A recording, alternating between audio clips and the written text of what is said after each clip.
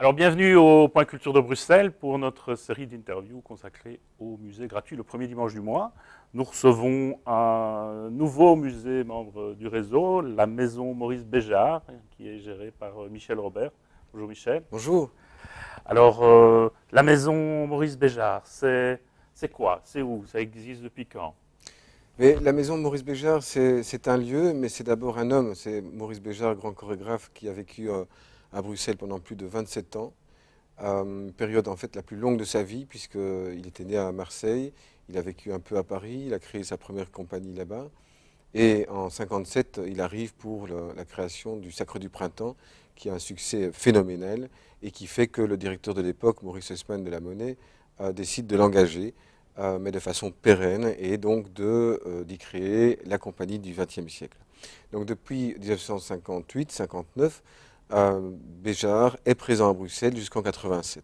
87, il s'en va après un petit conflit avec le directeur de la Monnaie de l'époque, et il s'installe à Lausanne. Alors, quand je l'ai rencontré pour lui faire tout bêtement une interview qui a continué en bouquin, puisqu'on a fini par réaliser 4 livres ensemble, euh, ben, il me disait beaucoup de fois que la Belgique était vraiment, non pas son pays natal, mais son pays d'adoption. Et à sa mort, en novembre 2007, on a décidé, j'ai envie de dire l'autorité publique belge et certains de ses amis, dont moi, de créer une fondation dénommée Maurice Béjart, la maison Maurice Béjart, puisque nous sommes installés là où il habitait, rue de la Fourche 49 à 1000 Bruxelles, dans un lieu assez à la fois symbolique par le fait il y ait vécu pendant si longtemps, et aussi historique puisque que le plus grand chorégraphe de sa génération ait vécu à Bruxelles, je crois que c'est une chose importante. Et c'est un loft en réalité qui fait environ 370 mètres carrés.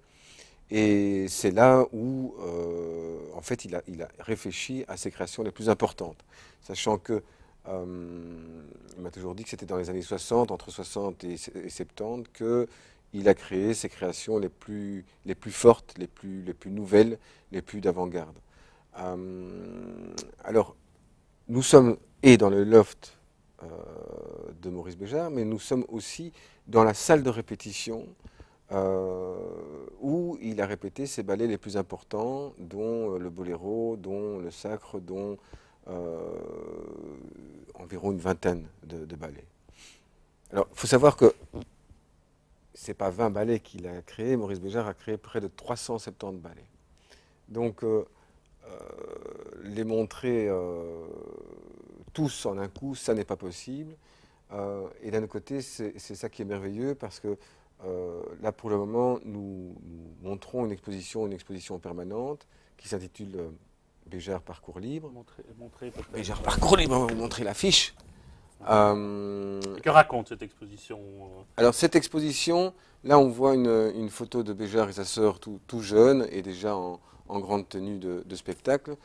Cette exposition, intitulée Parcours Libre, a pour ambition de montrer quelques facettes de Maurice Béjart, qui est donc un personnage aux multiples facettes. Béjart, d'abord, Béjart, les jeunes années, où on montre Béjart tout jeune, déjà à l'âge de 8 ans, à l'âge de 15 ans, avec sa première photographie de danseur. On montre des photographies, des manuscrits, des notes de Maurice Béjart, des programmes, des affiches, des maquettes de décors et de costumes qui sont superbes, dont je reviendrai par ailleurs, et aussi des photographies plus personnelles d'un grand photographe qui s'appelle William Dupont. William Dupont qui a suivi Béjart pendant près de 40 ans et qui montre notamment des clichés de Georges Donne, qui était donc le danseur emblématique de Maurice Béjart.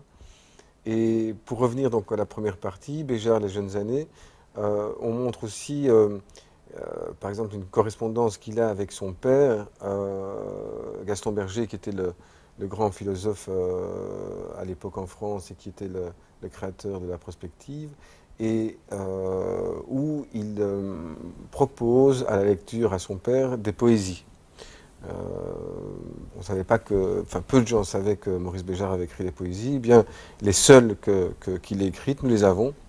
On a quand même un patrimoine assez important puisque sur les 370 ballets, on a environ 250 ballets où on peut montrer des affiches, des costumes, des programmes et d'autres choses. C'est très foisonnant, c'est un lieu de mémoire. Mais qu'est-ce que vous retenez de Maurice Béjart, au-delà de votre relation personnelle? Alors, Maurice Béjart, c'était à la fois un chorégraphe, mais aussi un penseur, un écrivain, un poète, un littérateur, un homme de scène, un homme de théâtre. C'était vraiment un homme multidisciplinaire. Et on le voit dans ses créations où il allie à la fois la musique, c'était aussi un grand musicologue, le théâtre et la danse. Ça n'est pas uniquement un homme qui pensait la danse par la danse. Il y avait autre chose. Puis il y avait aussi autre chose, c'est lui donner un élan, j'ai envie de dire, spirituel. La danse pour lui n'était pas en dedans, mais était en avant. Donc presque vers le ciel. Et donc il a popularisé la danse alors que auparavant la danse était dévolue à des petits cercles. Il a aussi donné au rôle masculin leur véritable éclat, puisque auparavant les danseurs étaient voués à aider, à porter les grandes danseuses. L'homme a vraiment été mis en avant, j'ai envie de dire, à l'égal de la femme, contrairement à ce qu'on constate dans la société d'aujourd'hui. Maurice Béjart était aussi un homme très généreux, qui, une de ses grandes qualités, c'était, j'ai envie de dire, il utilisait la catharsis, c'est-à-dire qu'il arrivait à développer les qualités de quelqu'un que ce quelqu'un ne connaissait pas. Et donc, vraiment de l'épanouir et de lui donner vraiment toute la réalité de son talent. C'était un homme vraiment merveilleux. Vous êtes un lieu permanent, au-delà de ça, pour Alors, le faire vivre. Il n'y a pas des initiatives plus événementielles, peut-être, qui pourraient également faire partie de votre activité? On est permanent et on est novateur, dans le sens où tous les semaines ou les mois qui passent, on montre de nouvelles choses. Alors aujourd'hui, je parlais de Béjart et les jeunes années, eh bien ça, on laisse parce que c'est vraiment très particulier. Il y a aussi une lettre que Maurice Béjart a écrite à 20 ans en disant vraiment ce qu'il était à ce moment-là et ce qu'il voulait. Il y a des programmes de sa jeune compagnie que personne ne connaît, des photos que personne ne connaît, donc ça, on garde. Alors, il y a une deuxième partie qui s'appelle Symphonie pour un homme seul, qui est le ballet le plus emblématique qu'il ait réalisé dans ces jeunes années et qu'il a vraiment lancé avec les musiques de Pierre Schaeffer. Et il y a aussi une autre partie de l'exposition qui s'appelle Le Molière imaginaire, qui est une comédie-ballet, où on voit justement ces décors et ces maquettes de costumes qui sont vraiment d'une précision sublimissime et qui montre un petit peu la manière de travailler de Béjart et de ses collaborateurs. Béjart savait très bien s'entourer. Et là, ce sont des dessins de costumes de sa cousine, qui était une de ses décoratrices les préférées, Joëlle Roustan. On montre aussi, encore une fois, des photographies vraiment inconnues et qui montrent vraiment l'art de Béjart dans toute sa définition. Alors, évidemment, on change. Là, on est en train de préparer une nouvelle exposition sur la 9e symphonie. On fête maintenant le 50e anniversaire de la création. Donc on va encore une fois voir des choses que personne ne connaît ou en tout cas a oubliées. On va voir aussi Béjart, puisque la maison Maurice Béjart est à la fois un centre de documentation, un centre d'archives, un centre d'exposition. mais aussi un centre de création. Notre ambition, c'est vraiment de promouvoir la danse et en particulier promouvoir les danseurs et les danseuses qui proviennent de l'univers de béjartien. Et c'est comme ça que 5 danseurs sont venus à la Maison Béjart, ont quitté le Béjart Ballet Lausanne pour créer leur propre compagnie à Bruxelles. Alors on les a aidés, ils ont même logé à la Maison Béjart, parce que c'est aussi un centre de résidence entre guillemets, puisque nos espaces sont à la fois grands, mais pas si grands que ça. Et pour revenir à ces danseurs, ils ont créé un premier grand spectacle qui s'appelle Opinion publique, que nous avons produit au Théâtre Marly, et qui a eu un tel succès qu'il a bien tourné, et que les danseurs ont décidé de s'installer à Bruxelles, après avoir logé à la Maison Béjart, et maintenant ils en sont à leur 5e création, dont la dernière Bobart qui a été jouée tout dernièrement. Et notre ambition, c'est ça, c'est à la fois de promouvoir le patrimoine Béjart, du passé, mais du temps présent également, donc à travers les danseurs. Dans la même maison, avec le lieu de répétition que vous avez décrit, il y a une école de danse, des ateliers de danse. Alors voilà, en plus, il y a un conservatoire qui a été créé par une ASBL indépendante, mais qui porte le nom de la Maison Béjart, le studio Maison Béjart, et qui a pour vocation de former des jeunes danseurs tout jeunes, hein, de 8-9 ans, mais jusqu'à 18 ans, pour qu'ils arrivent à être engagés dans des grandes écoles professionnelles du monde entier, comme celle de l'Opéra de Paris ou le Ballet de Londres et autre part encore.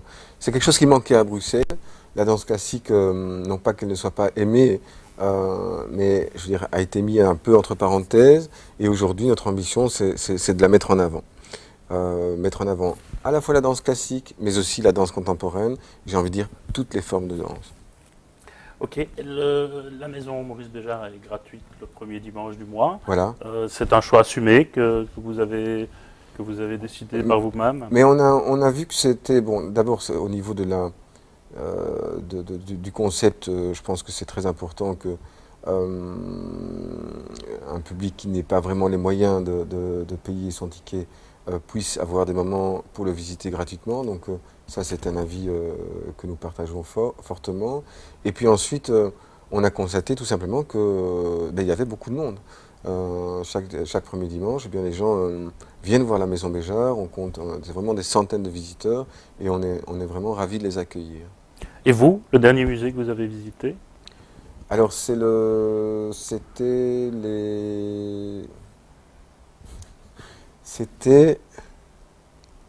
j'en ai deux en tête. Un à Paris, c'était le Paname, qui montrait une grande exposition sur Jean Marais. Et puis à Bruxelles, c'est bien sûr le musée fin de siècle au Palais des Beaux-Arts. Un petit mot sur ce musée? Je trouve ça très important comme ça, de mettre en avant les époques bruxelloises. On a beaucoup critiqué le fait que cette exposition mettait un peu entre parenthèses la peinture contemporaine, mais je pense que au contraire, maintenant, ça pousse à avoir un nouveau musée d'art contemporain, sans doute beaucoup plus important que ce qui existait à l'époque. Ok, on remercie Michel Robert d'être venu. On va le remercier en lui donnant, comme à tous nos invités, le petit badge dans les musées. La gratuité, c'est maintenant. Merci. Et à tout bientôt pour la suite de la série.